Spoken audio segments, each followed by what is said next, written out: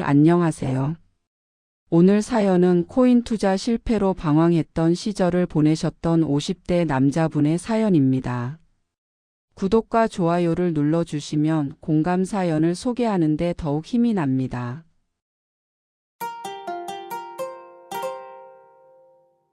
안녕하세요.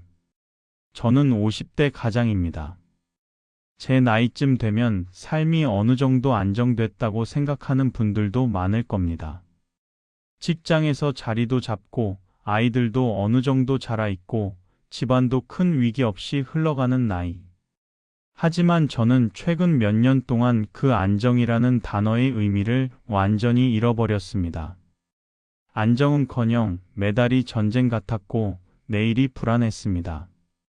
이 이야기는 제가 가족에게 숨기고 결국 가족에게 상처 주고 그리고 다시 가족에게 기대어 서서히 일어나고 있는 과정에 대한 기록입니다. 쉽게 꺼낼 수 있는 이야기는 아니지만 지금 이 순간에도 저와 같은 고민을 하는 분들이 있을 거라 생각해 솔직하게 말해보려고 합니다. 저는 20년 넘게 중소기업에서 일했습니다. 매일 아침 같은 시간에 출근하고 같은 자리에서 비슷한 일을 반복했습니다. 월급은 늘 비슷했고 일상도 크게 달라지지 않았습니다. 점심시간이면 늘 같은 식당에서 같은 메뉴를 먹고 퇴근길에는 같은 버스를 타고 집으로 돌아왔습니다. 제 삶은 마치 정해진 궤도를 도는 기차처럼 큰 변화 없이 흘러갔습니다. 큰 욕심도 없었습니다. 남들처럼 대기업에 들어가거나 사업을 해서 큰 돈을 벌겠다는 꿈도 없었습니다. 그저 가족이 먹고 살 만큼은 벌고 아이들 교육만 잘 시키면 된다고 생각했습니다. 성공이라는 단어는 제 삶에서 그다지 중요하지 않았습니다. 하지만 아이들이 대학생이 되면서 상황은 달라지기 시작했습니다.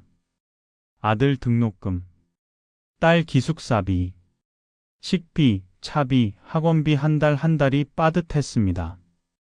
월급날이 되면 통장에 찍히는 숫자를 확인하고 곧바로 빠져나가는 고정 지출들을 계산했습니다. 남는 돈은 거의 없었습니다. 가끔은 마트에서 장을 볼 때 아내가 장바구니에 넣은 물건을 다시 빼야 할 때도 있었습니다. 이건 다음 달에 사자. 그렇게 말하면서 속으로는 자존심이 조금씩 무너져 내렸습니다. 아내와 가끔 이런 얘기를 주고받았습니다. 우리 노후는 어떻게 하지? 지금도 빠듯한데 조금이라도 비상금 늘려야 하는데. 그때까지만 해도 저는 이렇게 말했습니다. 뭐든 해보면 되지. 아직 늦지 않았어. 겉으로는 자신 있는 척 했지만 속으로는 알고 있었습니다. 지금 상황을 뒤집을 방법이 거의 없다는 걸. 밤마다 거실 불을 끄고 혼자 앉아 있으면 마음속에서 묘한 불안이 올라왔습니다. 아이들이 웃으며 집에 들어오는 모습, 아내가 피곤한 얼굴로 저녁을 준비하는 모습, 그 모든 게 고맙고 소중했지만 동시에 무거운 책임으로 다가왔습니다. 내가 이 가족을 끝까지 지켜낼 수 있을까? 라는 질문이 머릿속을 떠나지 않았습니다. 주말이면 아내와 함께 시장에 가서 장을 보고 아이들과 함께 밥을 먹고 TV를 보며 웃기도 했습니다. 겉으로는 평범한 가장의 일상이었지만 제 마음속에는 늘 그림자가 드리워져 있었습니다. 웃음 뒤에 숨겨진 불안, 대화 뒤에 감춰진 조급함. 그때는 몰랐습니다. 그 작은 불안이 결국 제 삶을 흔들고 가족에게 상처를 주고 다시 그 가족에게 기대어 일어나게 될 줄은. 어느 주말 오후 집에서 느긋하게 커피를 마시며 TV를 보고 있던 참이었습니다. 별다른 일 없이 흘러가는 하루였는데 갑자기 휴대폰이 울렸습니다. 화면에 뜬 이름은 동생. 오랜만에 걸려온 전화라 반가운 마음으로 받았습니다. 형, 나 요새 코인으로 재미 좀 봤어. 그 말이 시작되자마자 제 귀가 번쩍 뜨였습니다. 그냥 가만히 들고 있었는데 2천 벌었어. 순간 제 머릿속에 불이 켜지는 것 같았습니다. 단순히 말로만 들리는 게 아니라 온몸에서 뜨거운 피가 치솟아 오르는 듯한 감각이 몰려왔습니다. 심장이 두근거리고 손끝이 저릿해지는 느낌. 그냥 가만히 있는데 올라? 제가 되묻자 동생은 아무렇지 않게 대답했습니다. 형, 요즘은 진짜 다들 해. 아는 형님은 3천 벌었대. 형도 조금만 넣어봐. 형 같은 사람도 할 수 있어. 동생의 목소리는 담담했습니다. 마치 별일 아닌 듯 그냥 지나가는 얘기처럼. 하지만 저에게는 그 말이 평범한 대화로 들리지 않았습니다. 그 순간 제 안에서 무언가가 꿈틀거렸습니다. 그래, 나도 뭐 하나 건질 수 있지 않을까? 그 생각이 스치자마자 오래 눌러왔던 불안과 욕망이 한꺼번에 고개를 들었습니다. 창밖을 바라보니 늦가을 햇살이 희미하게 비쳐 들어오고 있었습니다. 그 빛이 유난히 쓸쓸하게 느껴졌습니다. 나이 50을 넘긴 지금 제 삶은 안정적이지만 동시에 정체되어 있었습니다. 회사에서는 후배들이 치고 올라오고 집에서는 아이들이 제 도움 없이도 제법 잘 자라나고 있었습니다. 제 자리는 점점 줄어드는 듯 했고 제 존재는 서서히 희미해지는 것 같았습니다. 그런데 동생의 말은 그 희미한 자리에 불을 지핀 듯 했습니다. 단순히 돈을 벌었다는 이야기가 아니라 아직도 기회가 있다는 신호처럼 들렸습니다. 나도 늦지 않았을까? 나도 뭔가를 잡을 수 있지 않을까? 하는 생각이 머릿속을 가득 채웠습니다. 하지만 동시에 두려움도 몰려왔습니다. 이대로 늙어가는 게 너무 두렵다. 처음으로 제 자신의 무력감과 조급함이 명확하게 느껴졌습니다. 마치 오랜 세월 동안 덮어두었던 감정이 갑자기 뚜껑을 열고 튀어나온 것 같았습니다. 동생은 여전히 가볍게 웃으며 말을 이어갔습니다. 형, 그냥 소액만 해봐. 요즘은 다들 하니까. 형도 충분히 할 수 있어. 그 말이 끝나자 제 안에서 작은 불씨가 활활 타오르기 시작했습니다.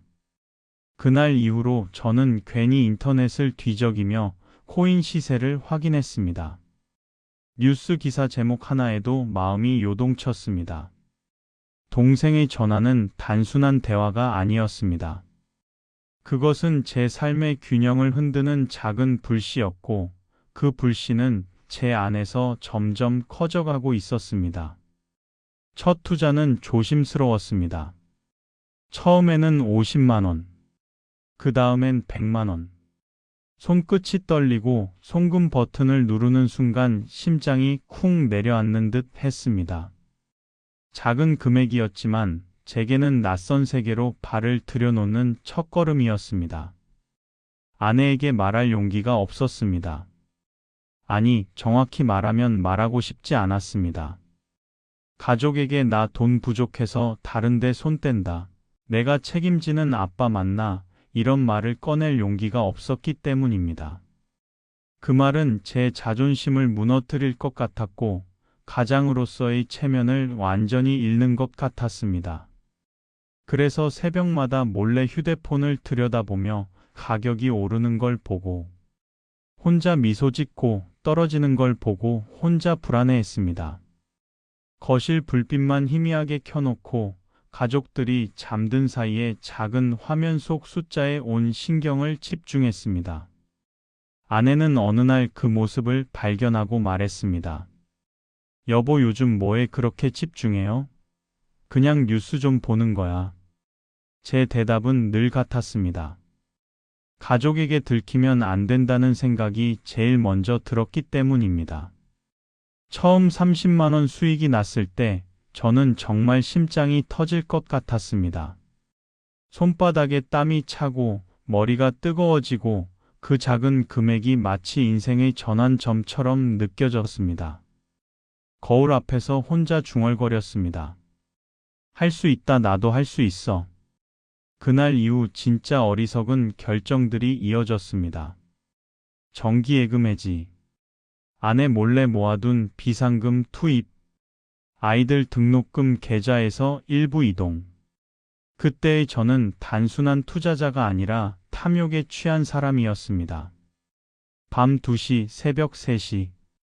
저는 차트 앞을 떠나지 못했습니다. 모니터 속 빨간색과 초록색 선이 제 인생을 좌우하는 것처럼 느껴졌습니다. 아이들이 방에서 웃으며 떠드는 소리가 들리면 문을 닫고 소리를 차단했습니다. 그 소리가 들릴수록 저는 더 초라해졌으니까요. 가족의 웃음이 제게는 위로가 아니라 오히려 죄책감을 자극했습니다. 아내가 말했습니다. 여보, 무슨 일 있어? 요즘 너무 예민해졌어요. 그냥 회사 문제야.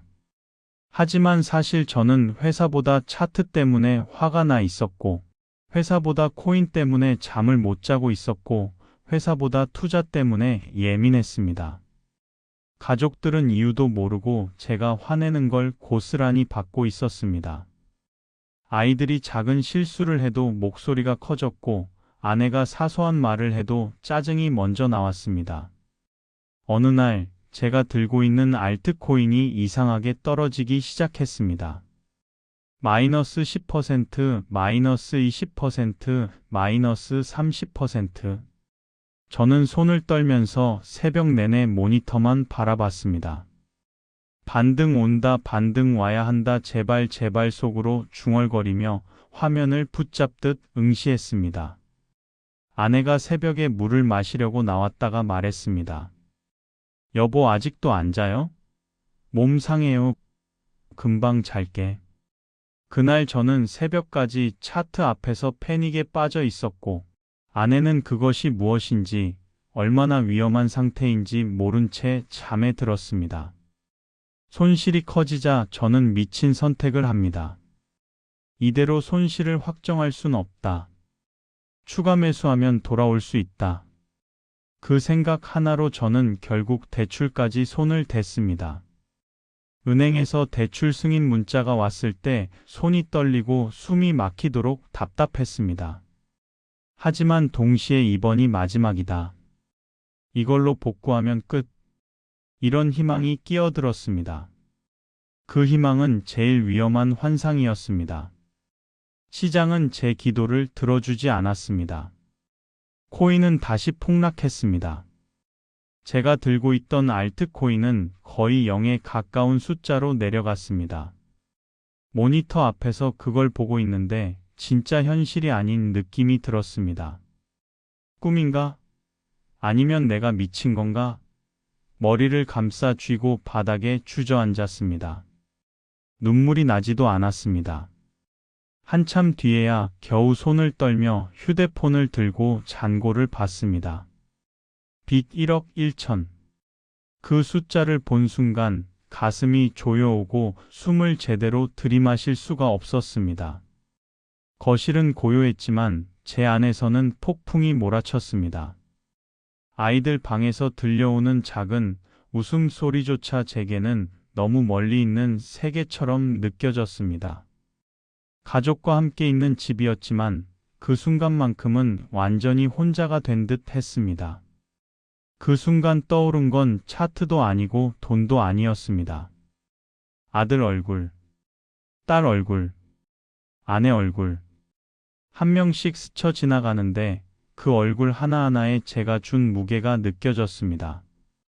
아이들이 웃으며 제게 기대던 순간, 아내가 제게 의지하던 순간, 그 모든 장면이 파노라마처럼 머릿속을 지나갔습니다. 나는 가족을 위해 산다고 말해놓고 가족을 망가뜨렸구나.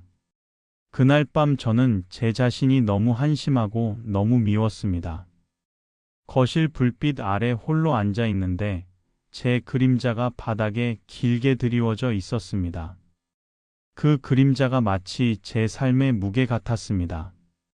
며칠 동안 밥이 넘어가지 않았습니다.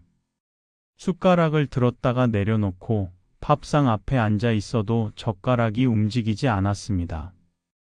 아내는 계속 물었습니다. 여보, 무슨 일 있어요? 말 좀 해줘요, 제발. 저는 계속 말문이 막혔습니다. 목구멍까지 올라오는 말이 있었지만 차마 꺼낼 수가 없었습니다. 하지만 어느 순간 아내가 제 손을 잡고 말했습니다. 여보, 무슨 일 있어도 괜찮아. 같이 해결하면 돼. 그러니까 말해줘. 그 말에 결국 무너졌습니다. 나 코인 했어. 그리고 망했어. 우리 빚이야. 많이. 말하면서 울음이 터졌습니다. 50살 넘어 처음으로 아내 앞에서 소리내 울었습니다. 어깨가 들썩이고 목소리가 떨렸습니다.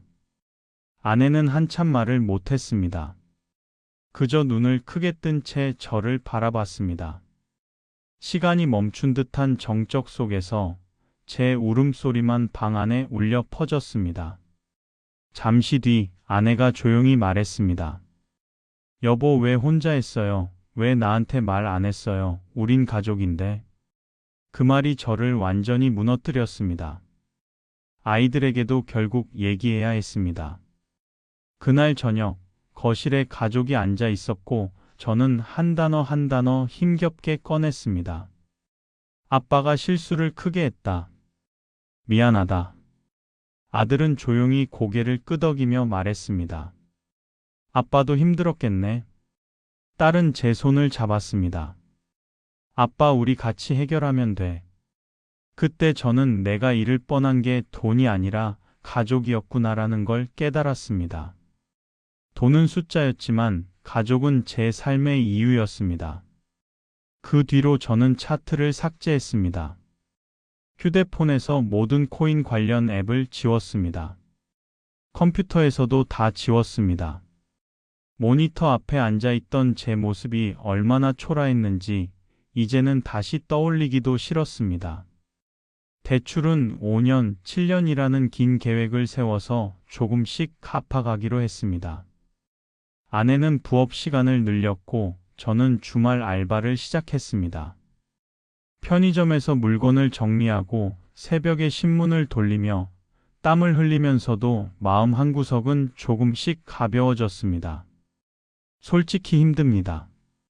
몸도 힘들고 자존심도 상하고 가끔은 스스로를 미워하기도 합니다. 하지만 저를 비난하지 않고 오히려 무너질까봐 염려해주는 가족들이 있어 조금씩 힘을 내고 있습니다. 지금도 삶은 빠듯합니다. 빚은 남아있고 마음에도 상처는 남아있습니다. 하지만 한 가지는 확실히 압니다. 가족은 내 실패를 비난하지 않았습니다. 내 욕심을 책망하지 않았습니다. 나를 버리지도 않았습니다.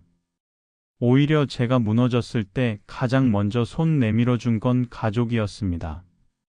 저는 이 사실 하나로 다시 살아갈 힘을 얻고 있습니다. 혹시 지금 저처럼 차트에 묶여 있고 가족에게 말하지 못한 채 혼자 불안에 떨고 있는 분이 있다면 제발 조금만 멈추세요. 투자는 숫자이고 가족은 삶입니다. 숫자는 언제든 다시 만들 수 있지만 가족은 한 번 무너지면 다시 세우기 어렵습니다. 저는 그걸 뼈저리게 느꼈습니다. 저의 이 이야기가 누군가에게 늦기 전에 멈출 용기를 주길 바랍니다.